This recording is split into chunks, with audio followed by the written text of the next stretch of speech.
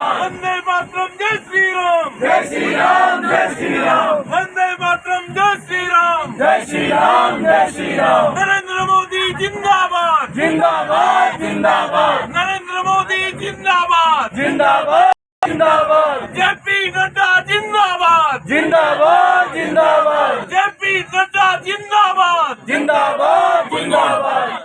I'm still working along with my 30 women. In such a short period, you have reached 30% team. Yes, sir. This year also more expand with 100 women in my area. So your target is 100 women. Yeah, 100 women. And now people are familiar with this Lotus temple. Yes, sir. Everyone know from Mann Ki Baat program all over India. So now it's very popular. Yes, sir. From Prime Minister Mann Ki Baat program, everyone knows about the lotus fiber. So now you got the market also. Yes, sir. I have got a market from USA also. They want to buy in bulk, in large quantity. But I want to keep from this year to sell in the US also. So now you are exporter. Yes, sir. From this year, I export our products made in India, lotus fiber. So when I say vocal for local, and now local for global. Yes, sir. I want to reach my product all over the globe of world. So congratulations and wish you best luck. Thank you, sir. Thank you Vijay Santi. Thank you, sir. साथियों, मन की बात की एक और विशेषता है। मन की बात के जरिए कितने ही जन आंदोलन ने जन्म भी लिया है और गति भी पकड़ी है। जैसे हमारे खिलौने, हमारी टॉय इंडस्ट्री को फिर से स्थापित करने का मिशन मन की बात से ही तो शुरू हुआ था। भारतीय नस्ल के श्वान, हमारे देशी डॉग्स, उसको लेकर जागरूकता बढ़ाने की शुरुआत भी तो मन की बात से ही की थी। हमने एक और मुहिम शुरू की थी कि हम गरीब छोटे दुकानदारों से मोलभाव नहीं करेंगे, झगड़ा नहीं करेंगे। जब हर घर तिरंगा मुहिम शुरू हुई, तब भी मन की बात ने देशवासियों को इस संकल्प से जोड़ने में खूब भूमिका निभाई। ऐसे हर उदाहरण समाज में बदलाव का कारण होते हैं। समाज को प्रेरित करने का ऐसे ही बीड़ा प्रदीप सांगवान जी ने भी उठाया। मन की बात में हमने प्रदीप सांगवान जी की हीलिंग हिमालयज अभियान की चर्चा की थी। वो फोन लाइन पर हमारे साथ है। प्रदीप जी नमस्कार। सर जय हिंद। जय हिंद, जय हिंद भैया। कैसे हैं आप? सर बहुत बढ़िया, आपकी आवाज सुनते और भी अच्छी। आपने हिमालय को हील करने को सोचा। हाँ जी सर। अभियान भी चला है। आजकल आपका कैंपेन कैसा चल रहा है?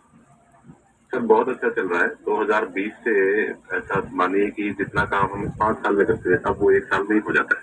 अरे वाह। हाँ जी सर। शुरुआत बहुत नर्वस हुई थी, बहुत डर था इस बात को लेकर कि जिंदगी भर ये कर पाएंगे नहीं कर पाएंगे, पर थोड़ा सपोर्ट मिला और 2020 तक हम बहुत स्ट्रगल भी कर रहे थे। लोग बहुत कम जुड़ रहे थे, बहुत सारे ऐसे लोग थे जो कि सपोर्ट नहीं कर पा रहे थे, हमारी मुहिम को इतना तवज्जो भी नहीं दे रहे थे। बट 2020 के बाद जब मन की बात में जिक्र हुआ, उसके बाद बहुत सारी चीजें बदल गई। मतलब पहले हम साल में 6-7 क्लीनिंग ड्राइव कर पाते थे, 10 क्लीनिंग ड्राइव कर पाते थे। आज की डेट में हम डेली बेसिस पे 5 टन कचरा इकट्ठा करते हैं अलग अलग लोकेशन पे। मन की बात में जिक्र होने के बाद आप सर बिलीव करें मेरी बात को कि मैं ऑलमोस्ट गिव अप करने की स्टेज पे था एक टाइम पे, और उसके बाद फिर बहुत सारा बदलाव आया मेरे जीवन में और चीजें इतनी स्पीड अप हो गई कि जो चीजें हमने सोची नहीं। तो आई एम रियली थैंकफुल कि पता नहीं कैसे हमारे जैसे लोगों को आप ढूंढ लेते हैं। कौन इतनी दूर दराज एरिया में काम करता है, हिमालय के क्षेत्र में जाके बैठ के हम काम कर रहे हैं, पॉलिटिकल से काम कर रहे हैं, वहाँ पे हमने ढूंढा, हमारे काम को दुनिया के सामने लेके आए।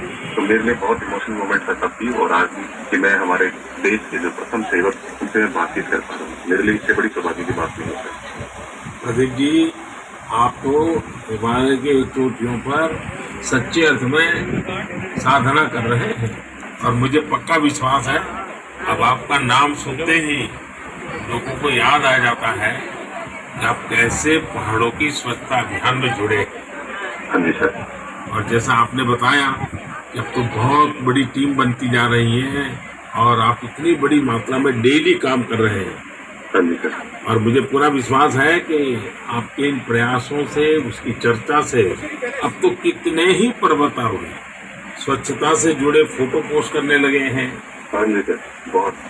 ये अच्छी बात है। आप जैसे साथियों के प्रयास के कारण waste is also a wealth, ये लोगों के दिमाग में अब स्थिर हो रहा है और पर्यावरण की भी रक्षा हो रही है।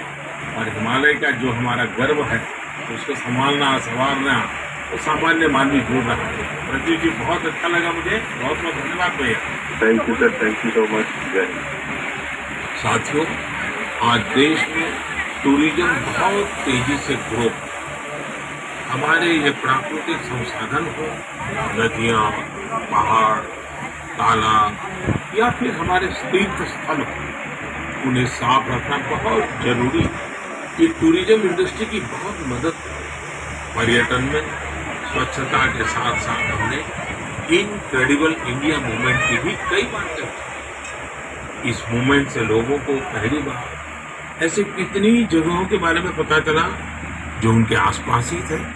मैं हमेशा ही कहता हूँ कि हमें विदेशों में टूरिज्म पर जाने से पहले हमारे देश के कम से कम 15 टूरिस्ट डेस्टिनेशन पर जरूर जाना चाहिए। और यह डेस्टिनेशन जिस राज्य में आप रहते हैं वहाँ के नहीं होने चाहिए, आपके राज्य से बाहर किसी अन्य राज्य के होने चाहिए। ऐसे ही हमने स्वच्छ सियाचिन, सिंगल यूज प्लास्टिक और ई वेस्ट जैसे गंभीर विषयों पर भी लगातार बात की। आज पूरी दुनिया पर्यावरण के जिस इश्यू को लेकर इतना परेशान है, उसके समाधान में मन की बात का ये प्रयास बहुत अहम है। साथियों, मन की बात को लेकर मुझे इस बार एक और खास संदेश यूनेस्को की डीजी ऑड्रे अज़ौले का है। उन्होंने सभी देशवासियों को 100 एपिसोड की इस शानदार जर्नी के लिए शुभकामनाएं दी। साथ ही उन्होंने कुछ सवाल भी पूछे। आइए पहले यूनेस्को की डीजी की मन की बात सुनते हैं। Namaste, Excellency, dear Prime Minister. On behalf of UNESCO, I thank you for this opportunity to be part of the 100th episode of the Man Ki Baat radio broadcast. UNESCO and India have a long common history. We have very strong partnerships together in all areas of our mandate: education, science, culture, and information. And I would like to take this opportunity today to talk about the importance of education. UNESCO is working with its member states to ensure that everyone in the world has access to quality education by 2030. With the largest population in the world, could you please explain the Indian way to achieving this objective? UNESCO also works to support culture and protect heritage. And India is chairing the G20 this year. World leaders will be coming to Delhi for this event. Excellency, how does India want to put culture and education at the top of the international agenda? I once again thank you for this opportunity and convey my very best wishes through you to the people of India. À bientôt. Merci beaucoup. Thank you, Excellency. I'm happy to interact with you in the 100th Man Ki Baat program. I'm also happy that you have raised the important issues of education and culture. साथियों, UNESCO की DG ने education और cultural preservation यानी शिक्षा और संस्कृति संरक्षण को लेकर भारत के प्रयासों के बारे में जानना चाहा। ये दोनों ही विषय मन की बात के पसंदीदा विषय रहे हैं।